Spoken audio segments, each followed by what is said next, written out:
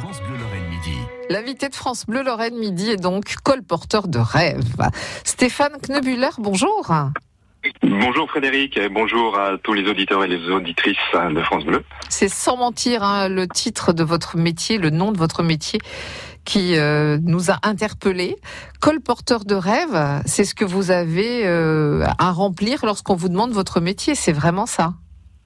Oui, c'est vraiment ça. Alors ce métier, moi je l'ai un petit peu inventé en découvrant Alessandro Jodorowsky, qui est un artiste multiforme, qui a travaillé dans le théâtre, dans le conte, dans l'écriture, dans le cinéma, et qui proposait un jour de faire une sorte de petit acte psychomagique, d'imaginer qu'on pouvait faire ce qu'on voulait dans sa vie. Et dans ce cas, qu'est-ce qu'on mettrait sur sa carte de visite ? Et moi, j'ai trouvé que c'était une proposition poétique fort intéressante, et je me suis dit, mais c'est vrai, moi, qu'est-ce que je fais de ma vie ? Comment je me présente ? Qu'est-ce que j'ai envie de réaliser ? Et c'est comme ça que j'ai trouvé cette dénomination de colporteur de rêves. Donc vous êtes conteur, ça consiste surtout à raconter des histoires, alors pour les petits, pour les grands aussi, parce que je dis toujours que les contes, c'est aussi pour les enfants, et que c'est avant tout pour toutes les personnes. Vous racontez des histoires alors je suis obligée de vous poser cette question, vous les inventez, vous les remaniez, vous les re-racontez des histoires qu'on vous a racontées ? Oui, c'est un petit peu de tout cela. Les histoires, on les trouve partout autour de nous. On les trouve maintenant dans les films, dans les séries télé, dans les livres, dans les conteurs, les spectacles de contes qu'on entend, et puis dans la rue aussi. Et toutes ces histoires, en fait, ça devient des contes. Alors qu'est-ce que c'est qu'un conte ? C'est tout simplement une tentative de mettre des mots sur le chaos du monde. Essayer de comprendre comment le monde fonctionne, alors que ce soit le monde extérieur qui nous entoure ou notre monde intérieur. Et c'est comme ça que sont nées les histoires depuis l'aube des temps. Et c'est ce qui m'a attiré vers ce métier de conteur, quoi. Essayer par la parole, de raconter notre monde, le monde qui nous entoure et notre monde intérieur. Avant la télé, avant la radio, avant l'écriture, on n'avait que la parole pour retenir ce qui était notre monde. C'est pour ça que l'homme aime raconter. Oui, l'homme a besoin de se raconter. C'est peut-être ce qui nous différencie d'ailleurs des animaux. Depuis peu, on parle maintenant après Homo sapiens sapiens, on parle d'Homo narens, l'homme qui raconte. Et je crois qu'effectivement, c'est ce qui fait notre humanité.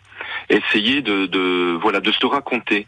De se raconter soi-même, de se raconter dans une communauté, et essayer de trouver un sens à tout ça. Et les histoires, ça sert à ça. Les contes, les mythes, les légendes, toutes ces histoires-là, ça sert à trouver du sens, en fait. Et vous racontez des histoires dans plein de situations différentes. Oui, c'est l'avantage du conte ou du colportage de rêve, c'est que ça se glisse partout. Alors on raconte bien sûr dans les endroits dédiés à ceci, par exemple dans les médiathèques où il y a des heures du conte, dans les festivals qui sont dédiés à ça, mais on peut raconter dans la rue. Sur des fêtes de village, des fêtes de quartier, on peut raconter pour des balades contées aussi. Ça, c'est une dimension qui émerge depuis quelques années. On se promène, alors que ce soit dans la forêt ou dans un village ou dans un quartier, et puis à l'extérieur, on découvre les lieux autrement. Et puis on peut aussi raconter chez des gens, dans un jardin, dans un salon, pour un anniversaire. Le conte se trouve sa place partout. Et la plus grande récompense que vous ayez, c'est que les adultes et les enfants vous regardent bouche bée, en gros. Ah bah oui, oui, moi j'ai une place privilégiée. C'est effectivement la possibilité de regarder les spectateurs qui rêvent en même temps que moi quand je raconte. Et effectivement, quand on voit les yeux émerveillés, qui partent un petit peu dans le rêve, dans le vague, les bouches bées, je trouve ça absolument magnifique. C'est un cadeau extraordinaire. Bon voilà votre métier, bravo en tout cas pour ce titre, vous êtes colporteur de rêves. Merci, oui je crois que l'homme a aussi besoin de rêves. Peut-être encore plus aujourd'hui. Et dernière question, Stéphane Knebuller, vous êtes particulièrement attaché à toutes ces histoires de Lorraine, de notre région, oui. Oui, parce qu'on ne parle bien que de là où on est, de qui on est. Et moi, je viens de la ville de la Lune. Lunéville, tout simplement. Ben oui. Oui, bah oui. C'est la ville de la Lune, donc forcément, je suis un petit peu rêveur de par mes racines, et je raconte qui je suis. Donc moi, j'ai grandi en Lorraine, et forcément, le territoire de Lorraine m'a imprégné, m'a formé aussi. Merci beaucoup. Je pourrais vous faire raconter une histoire, mais on va manquer de temps, mais j'adorerais. colporteurderêve.com pour retrouver des idées de retrouvailles avec vous.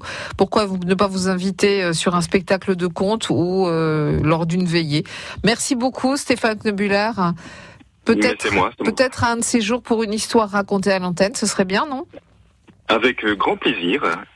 Et ce que je peux vous dire, c'est d'ici là, rêvez-vous bien. Merci beaucoup, bonne journée, à bientôt. À bientôt. France Bleu Lorraine.